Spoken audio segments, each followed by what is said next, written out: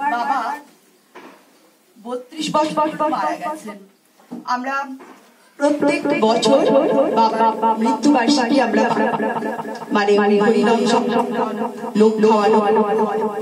তো এই বছর আমরা ঠিক করলাম যে তোমাদের কিছু আমরা কাজের জিনিস নেব, মানে ছবি আঁকার খাতা, দুটো করে পেন্সিল, রঙের বাক্স আছে, আর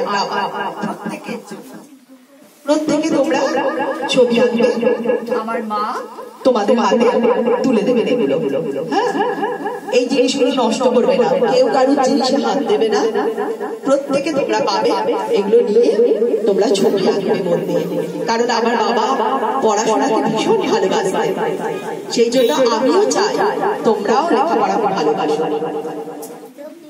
আমরা চাইলে খাওয়াতে পারতাম তোমাদের, কিন্তু খাওয়া থেকেও পড়াশোনাটা অনেক বেশি জরুরি, সেই জন্য আমরা দেব। আমার মা তোমাদের হাতে তুলে দিচ্ছে। ও মা, ও মা, ও মা,